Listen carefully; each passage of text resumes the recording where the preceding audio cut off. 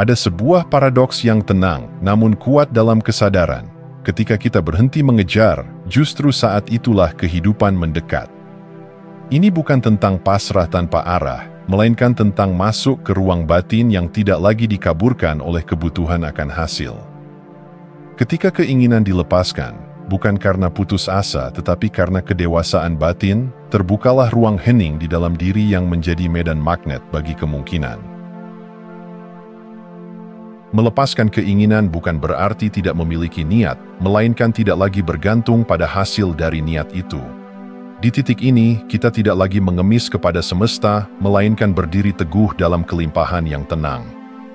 Seperti tanah yang tidak meronta namun tetap memberi kehidupan, kesadaran yang bebas dari kebutuhan menjadi tempat tumbuhnya anugerah.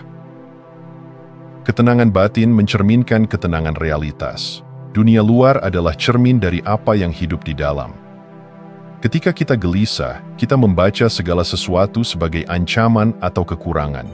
Tapi ketika kita tenang, kita mulai melihat bahwa banyak hal yang dulu kita kejar sebenarnya datang dengan sendirinya ketika kita tidak lagi melekat padanya. Di sanalah letak kekuatan sejati, bukan pada usaha keras, tetapi pada kualitas kehadiran yang utuh. Lao Tzu, dalam kebijaksanaannya yang abadi, berkata, "Jika ingin menjadi penuh, biarkan dirimu kosong." Sebuah ajakan untuk berhenti menjadi wadah yang penuh tuntutan dan mulai menjadi ruang yang mampu menerima. Dalam kekosongan itu, ada kebebasan, dan dalam kebebasan ada daya tarik alami, bukan karena kita memaksakan, tapi karena kita menciptakan ruang untuk kehidupan bergerak dengan ritmenya sendiri. Kita belajar bahwa tidak butuh menjadi lebih untuk layak menerima. Justru ketika kita tidak lagi mendasarkan keberhargaan pada capaian, kita menjadi magnet bagi segalanya. Tanpa tekanan, tanpa ketegangan, hanya kehadiran yang utuh. Dan dari tempat itulah, kelimpahan mengalir, bukan sebagai hasil dari usaha panik, tetapi sebagai pantulan dari keutuhan batin yang tak lagi mencari di luar dirinya.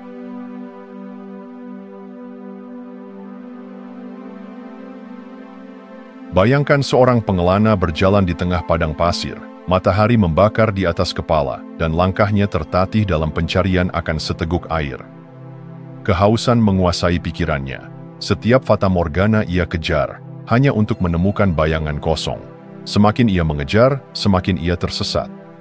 Dan saat ia akhirnya jatuh ke tanah, tak lagi mampu memaksa langkah, barulah dari kejauhan terdengar suara gemericik air, hadir bukan karena dikejar, tapi karena ia berhenti mengejar. Kisah ini bukan sekadar cerita, ia adalah cermin dari cara kita menjalani hidup. Keinginan yang membara seringkali terasa seperti kehausan di tengah gurun. Kita menyangka kebahagiaan terletak di sesuatu yang jauh di depan, pencapaian, pengakuan, hubungan, keamanan. Tapi semakin kita mengejar, semakin kita merasa kosong, karena hasrat itu tak pernah benar-benar terpuaskan. Kehausan menjadi simbol dari hasrat yang tidak selesai. Ia menguras, membuat kita kehilangan arah, dan menipu dengan janji kebahagiaan yang terus menjauh. Kita berpikir bahwa kebahagiaan adalah sesuatu yang harus dikejar dengan segala daya, padahal kebahagiaan sejati justru muncul saat kita berhenti memperlakukannya seperti sesuatu yang harus dikejar. Ada keajaiban yang hanya muncul ketika kita berhenti berlari, ketika kita memilih untuk hadir, menerima keadaan, dan merasakan detik ini tanpa syarat. Di sanalah air kehidupan mengalir, dalam keheningan, dalam penerimaan, dalam keberadaan yang utuh. Dalam diamnya pengelana yang berhenti, ada pelajaran besar, bahwa hidup tidak harus selalu diperjuangkan dengan gigi dan kuku. Ada saatnya kita melepaskan ambisi yang membuat kita terasing dari diri sendiri. Ada saatnya kita cukup hadir, dan dari kehadiran itu, sesuatu yang lebih besar mengambil alih. Saat kita berhenti mengejar, bukan berarti kita menyerah. Justru di sana kita menyerahkan diri pada ritme alam, mempercayai bahwa kehidupan tahu jalan terbaiknya. Dan seringkali, hanya dalam kehadiran tanpa syarat itu, kita menemukan bahwa apa yang kita cari selama ini, sesungguhnya sudah mendekat dari awal, menunggu kita untuk diam, menunggu kita untuk melihat.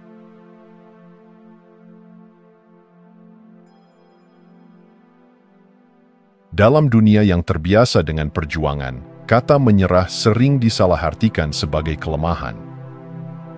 Namun sesungguhnya, ada kekuatan yang sangat dalam di balik sikap menyerah. Bukan menyerah karena kalah, tetapi menyerah karena sadar.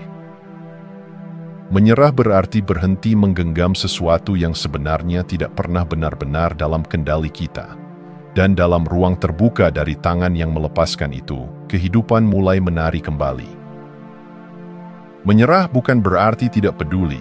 Justru ia adalah tindakan cinta tertinggi pada hidup, karena kita memilih percaya, bukan mengendalikan. Kita berhenti memaksa realitas untuk mengikuti narasi kita, dan mulai membuka diri pada misteri yang lebih besar dari rencana ego. Ada saat dalam hidup ketika kita merasa telah mencoba segalanya. Kita memohon, berjuang, mendorong dengan seluruh tenaga, namun tetap saja sesuatu terasa tertahan. Di titik itulah kita mulai menyadari, mungkin bukan dunia yang perlu berubah, melainkan cara kita merespons dunia. Mungkin kekuatan bukan terletak pada kontrol, tapi pada kepercayaan yang mendalam pada aliran hidup. Saat kita berhenti memaksa, kehidupan merespons dengan anggun, bukan karena kita mengabaikannya, tetapi karena kita berhenti menutup alirannya dengan ketegangan dalam diri kita. Seperti air yang mencari celah untuk mengalir, semesta pun mencari ruang dalam kesadaran kita, dan ruang itu hanya muncul saat kita tidak lagi menggenggam terlalu erat. Ada kebebasan yang hanya muncul ketika kita berkata, "Aku tidak tahu harus kemana, tetapi aku percaya." Bukan sikap pasif, tapi kehadiran penuh yang tidak bergantung pada hasil. Dalam kepercayaan itu, sesuatu yang lebih luas dari ego mengambil alih. Hidup tidak lagi terasa seperti medan perang, melainkan taman bermain yang lembut, tempat kita belajar, tumbuh, dan mengalir. Menyerah adalah keheningan yang berkata, "Aku siap menerima hidup apa adanya." Dan dari tempat itu, kita tidak kehilangan arah, kita justru menemukan arah yang selama ini tersembunyi di balik keinginan kita yang ribut. Dalam menyerah, kita tidak menjadi lemah, kita menjadi utuh.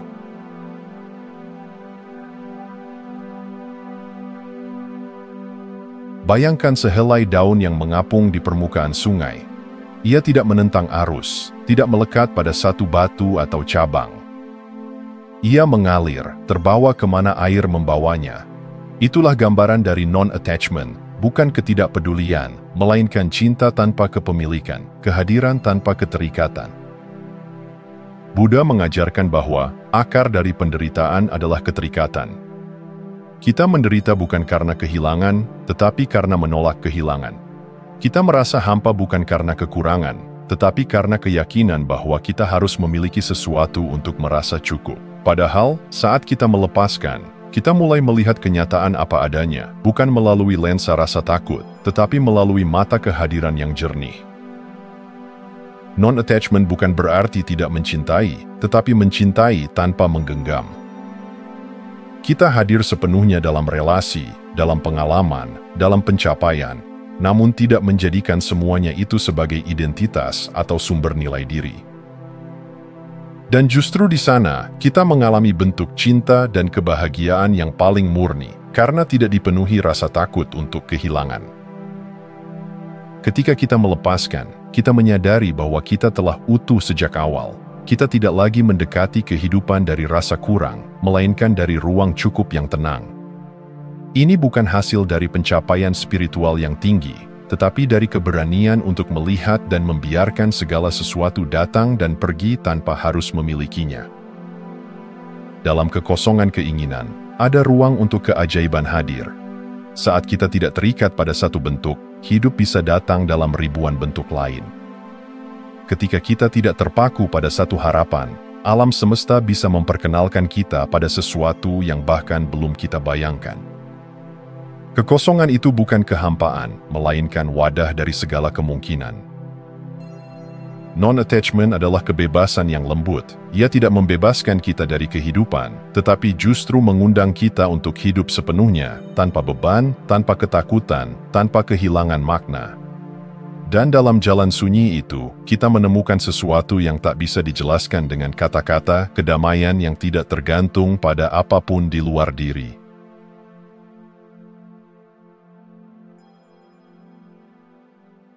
Banyak orang takut pada kekosongan. Mereka melihatnya sebagai kehampaan, sebagai ketiadaan makna. Namun dalam keheningan terdalam dari kekosongan, ada sebuah rahasia suci. Void bukanlah akhir, melainkan asal mula dari segala sesuatu.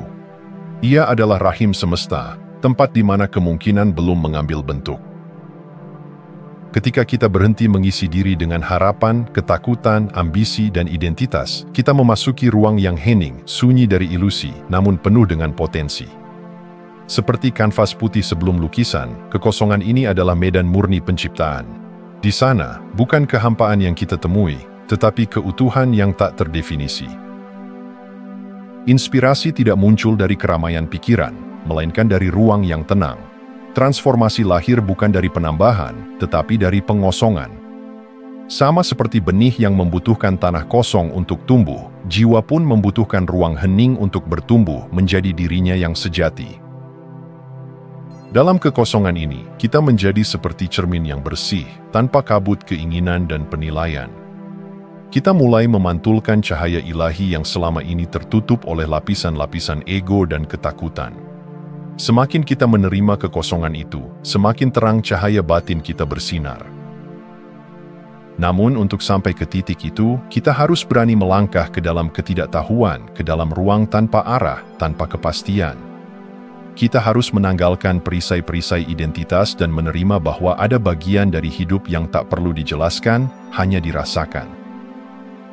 Kekosongan suci adalah ruang yang tidak ingin diisi dengan lebih banyak, tetapi justru dirayakan dalam kehadiran yang polos. Ia tidak meminta kita menjadi sesuatu, melainkan mengingatkan bahwa kita telah cukup dalam ketelanjangan keberadaan kita. Dan dari sana, dari tempat tanpa bentuk itu, lahirlah kehidupan yang paling sejati. Di dunia yang terus mendorong kita untuk menjadi, kekosongan mengundang kita untuk diam, untuk hening, untuk pulang. Dan saat kita akhirnya berdiam di sana, kita menemukan bahwa bukan kita yang menciptakan kehidupan, melainkan kehidupanlah yang mengalir melalui kita.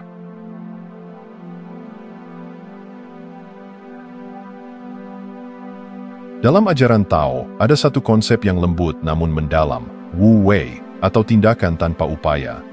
Bukan berarti tidak bertindak, tetapi bertindak tanpa paksaan, tanpa konflik dalam diri. Ini adalah gerakan yang lahir dari harmoni batin, bukan dari tekanan eksternal atau dorongan ego. Seperti air yang mengalir tanpa rencana, namun selalu menemukan jalannya, tindakan sejati datang dari keterhubungan yang tenang. Kita hidup dalam budaya yang memuja kesibukan. Kita diajari bahwa semakin keras kita mendorong, semakin dekat kita pada tujuan. Namun ada titik di mana kita merasa lelah bukan karena kita bergerak, tapi karena kita terus melawan arus. Dalam kelelahan itu, muncul kesadaran. Mungkin yang dibutuhkan bukan lebih banyak usaha, melainkan lebih banyak keheningan. Bukan dorongan, tetapi kepekaan. Saat kita berhenti bertindak dari ketakutan, takut gagal, takut tidak cukup, takut tertinggal, dan mulai bertindak dari cinta, maka tindakan menjadi ekspresi alami dari jiwa. Tidak ada ketegangan, hanya gerakan yang mengalir. Kita tidak sedang membuat sesuatu terjadi, kita sedang menjadi saluran dari sesuatu yang lebih besar. Tindakan yang lahir dari Wu Wei bukan tindakan pasif, justru seringkali sangat efektif. Tapi perbedaannya adalah, tidak ada paksaan, tidak ada ekspektasi yang menggenggam. Kita bertindak karena kita terhubung, bukan karena kita panik. Kita merespons, bukan bereaksi. Dan dari ruang itu, keajaiban lebih mudah masuk. Bukan karena kita berusaha menciptakannya, tetapi karena kita berhenti menghalanginya. Bayangkan menari bukan dengan mengikuti koreografi, tetapi dengan mendengarkan irama yang hanya bisa didengar oleh hati yang tenang. Itulah Wu Wei. Kita bergerak, tetapi dengan ringan. Kita bertindak, tetapi dari kedalaman yang hening. Ketika tindakan selaras dengan keheningan batin, kita tidak lagi merasa terbagi antara aku yang berpikir dan aku yang melakukan. Semua menyatu dalam aliran, dan dalam aliran itu, kita tidak hanya hidup, kita hadir, kita utuh, kita bebas.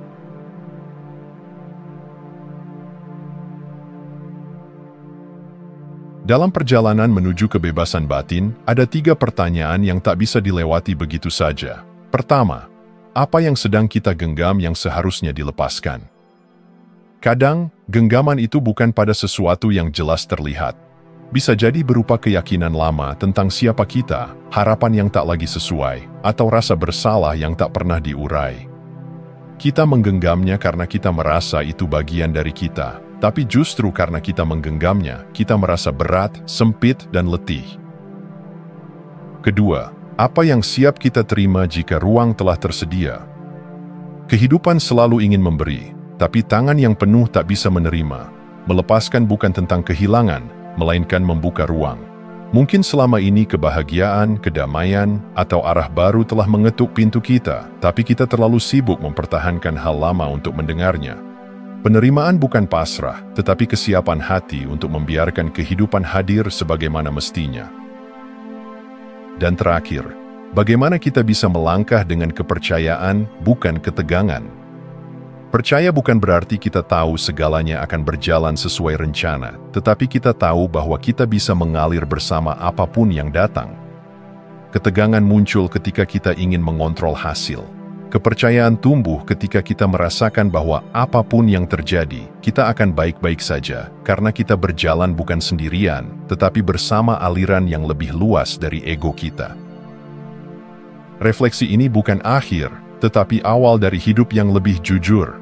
Saat kita melepaskan, menerima, dan percaya, kita tidak lagi berusaha menjadi sesuatu. Kita menjadi diri kita yang sebenarnya, yang tidak menggenggam, tidak menolak, dan tidak takut melangkah. Dan mungkin, di titik itulah kita benar-benar mengerti bahwa kehidupan tidak pernah ingin kita menderita. Ia hanya menunggu kita membuka tangan, membuka hati, dan berjalan bersamanya tanpa perlu tahu kemana. Terima kasih sudah menonton. Jangan lupa like, komen, dan subscribe untuk dukung channel ini terus berkembang. Sampai jumpa di video selanjutnya.